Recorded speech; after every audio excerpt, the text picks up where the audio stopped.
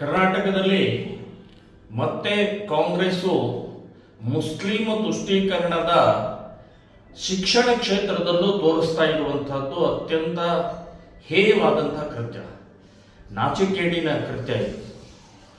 ಕಾಂಗ್ರೆಸ್ ಅಧಿಕಾರಕ್ಕೆ ಬಂದಾಗಿಂದ ಹಿಡಿದು ಕರ್ನಾಟಕದಲ್ಲಿ ಮೇಲಿಂದ ಮೇಲೆ ತುಘಲಕ್ ರಾಜ ಔರಂಗಜೇಬನ ಪುನಃ ಸೃಷ್ಟಿ ಮಾಡುವಂತಹ ಸರ್ಕಾರ ನಡೆಸ್ತಾ ಇರುವಂತಹದ್ದು ಎದ್ದು ಕಾಣಿಸ್ತಾ ಇದೆ. ಮುಸ್ಲಿಂ ಓಟಿಗೋಸ್ಕರ ಇವತ್ತು ಶಿಕ್ಷಣ ಕ್ಷೇತ್ರದಲ್ಲಿ ಬದಲಾವಣೆ ಮಾಡುವಂತಹ ಪ್ರಕ್ರಿಯೆ SLC ವಿದ್ಯಾರ್ಥಿಗಳ ಪರೀಕ್ಷೆಯಲ್ಲೂ ತೋರಿಸಿದ್ದಾರೆ. 26ರಿಂದ ಫೆಬ್ರವರಿ 26ರಿಂದ ಮಾರ್ಚ್ 2ರವರೆಗೆ SLC ಪರೀಕ್ಷೆ ಪತ್ರಿಕೆಯ ದಿನಾಂಕಗಳನ್ನು ಘೋಷಣೆ ಮಾಡಿದ್ದಾರೆ. ಸೊ ಅದರಲ್ಲಿ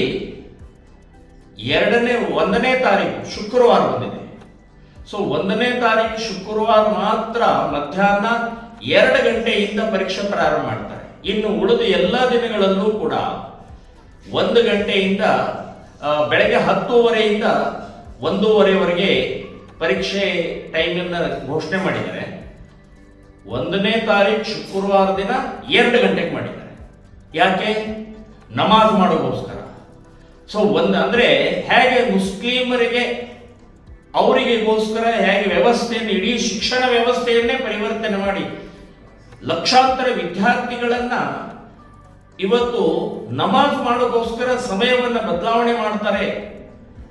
ಕೆಲವು ಮುಸ್ಲಿಂ ವಿದ್ಯಾರ್ಥಿಗಳಿಗೋಸ್ಕರ, ಮುಸ್ಲಿಂ ಶಿಕ್ಷಕರಿಗೋಸ್ಕರ, ಮುಸ್ಲಿಮರ ಕೆಲವೊಂದು ಸಿಬ್ಬಂದಿಗೋಸ್ಕರ ಹೇಗೆ ಲಕ್ಷಾಂತರ ಹಿಂದೂ ವಿದ್ಯಾರ್ಥಿಗಳ ಮೇಲೆ ಇದನ್ನು ಹೇರ್ತಾರೆ ಅನ್ನೋದಕ್ಕೆ ಇದು ಒಂದು ತುಷ್ಟೀಕರಣದ ಇದೊಂದು ನೀತಿ.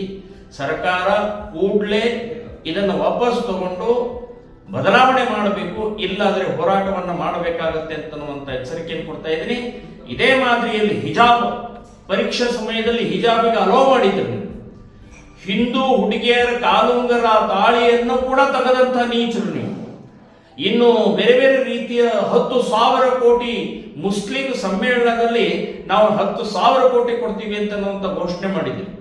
ಕಾಲ ಸೇವಕರ ಹಳೆಯ ಕೇಸ್ಗಳನ್ನು ಓಪನ್ ಮಾಡಿ ತೊಂದರೆ ಕೊಟ್ರೆ, ಹೀಗೆ ಅನೇಕ ಪ್ರಸಂಗಗಳನ್ನ ಇವತ್ತು ತುಷ್ಟೀಕರಣ ಮಾಡ್ತಾ ಇರುವಂತಹದ್ದು ಎದ್ದು ಕಾಣಿಸ್ತಾ ಇದೆ.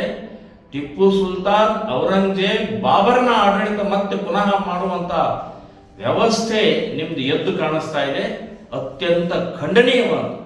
ಸೊ SLC ಪರೀಕ್ಷೆ ಏನೋ ಒಂದು ನಿಯಮ ಬದಲಾವಣೆ ಮಾಡಿದರೆ ಅದನ್ನ ಬದಲು ಮಾಡಿ ಬೆಳಗ್ಗೆನೇ ಪ್ರಾರಂಭ ಮಾಡಬೇಕು ಅಂತನ್ನುವಂಥದ್ದು ಶ್ರೀರಾಮ ಸೇನೆ ಸಂಘಟನೆ ಆಗ್ರಹ ಮಾಡ್ತಾ ಇದೆ.